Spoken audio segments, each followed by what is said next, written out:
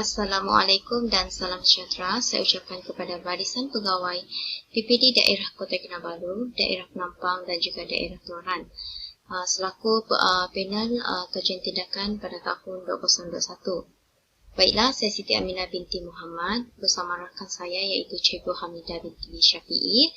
Kami dari SMCK Shantau Kota Kinabalu. Baiklah, pada hari ini kami akan membentangkan kajian tindakan kami yang bertajuk memperkayakan kosakata bahasa Melayu di sekolah jenis kebangsaan melalui kaedah membentuk kata. Kajian tindakan kami ini dikhususkan kepada kelas 2 Muni yang terdiri daripada 38 orang murid, 22 adalah pelajar perempuan manakala 16 orang adalah pelajar lelaki. Kelas 2 Muni ini adalah kelas kedua paling belakang di tingkatan 2 di sekolah kami.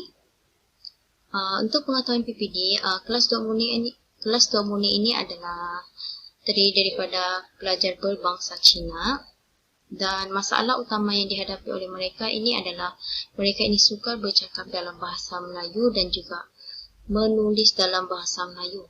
Dan ini merupakan punca utama mengapa kami membuat kajian tindakan ini bagi membantu mereka dalam meningkatkan penguasaan kosakata bahasa Melayu. Baiklah, saya teruskan kepada objektif kajian tindakan. Objektif kajian tindakan kami terdiri daripada dua iaitu objektif umum dan juga objektif khusus. Objektif umum kajian tindakan kami ialah pada akhir pembelajaran, murid dapat meningkatkan prestasi markah setiap ujian dan juga peperiksaan bahasa Melayu. Jika kita lihat pada ujian Mac baru-baru ini, kebanyakan kelas 2 Muni ini gagal dalam bahasa Melayu iaitu sebanyak 19 orang yang gagal bahasa Melayu, manakala 14 orang yang tidak mencapai kepujian iaitu 11 orang mendapat E, manakala 3 orang mendapat D, manakala yang mendapat kepujian hanya 5 orang sahaja iaitu 2 orang mendapat B, manakala 3 orang pula mendapat C. Terdapat tiga objektif khusus dalam kajian tindakan kami iaitu murid dapat meningkatkan pengetahuan kosakata bahasa Melayu.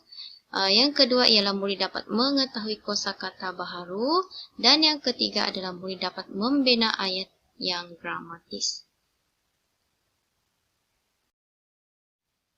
Baiklah, saya teruskan kepada slide yang seterusnya,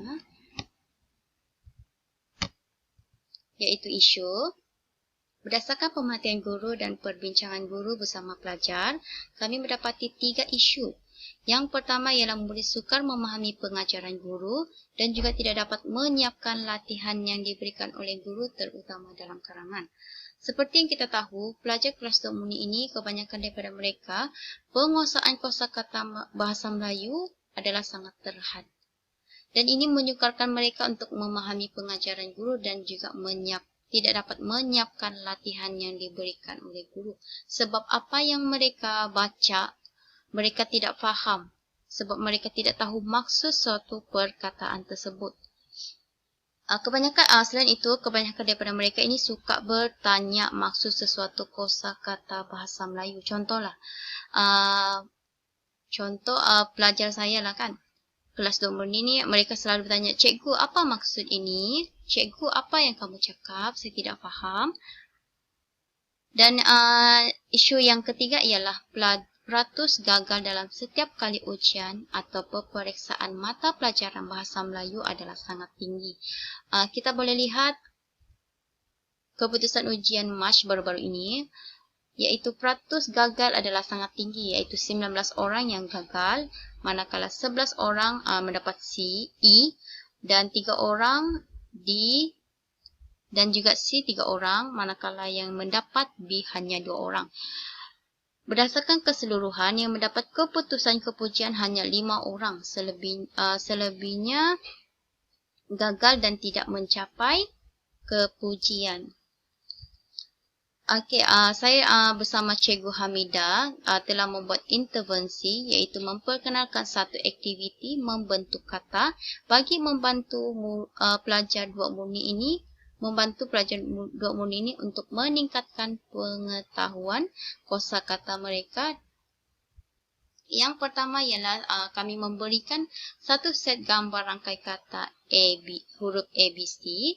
Kemudian murid membentuk sebanyak mungkin perkataan berdasarkan rangkai kata huruf ABC tersebut. Kebanyakan berdasarkan pemateri guru, kebanyakan daripada mereka ini dapat membentuk sekurang-kurangnya 3 perkataan. Setelah mereka membentuk perkataan tersebut, murid dikehendaki untuk mencari maksud perkataan tersebut menggunakan kamus tribahasa, iaitu bahasa Melayu, bahasa Inggeris dan juga bahasa Cina. Dan akhir sekali, murid membina ayat berdasarkan perkataan tersebut. Mereka telah membentuk perkataan tersebut dan mengetahui maksud kata tersebut. Jadi mereka dapat membina ayat menggunakan perkataan tersebut sebab mereka sudah faham perkataan yang telah mereka bentuk, dan ini memudahkan mereka untuk membina ayat. Hasil daripada pemerhatian guru, kebanyakan daripada mereka dapat membina ayat yang gramatis. Setelah selesai ketiga-tiga aktiviti ini, murid diminta untuk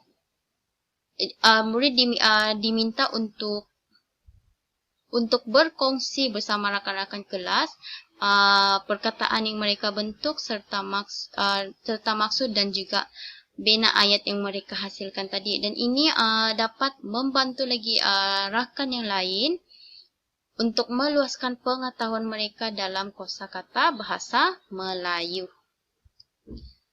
Ini antara gambar aktiviti yang saya lakukan lah. Yang pertama ialah saya berikan mereka tadi, iaitu set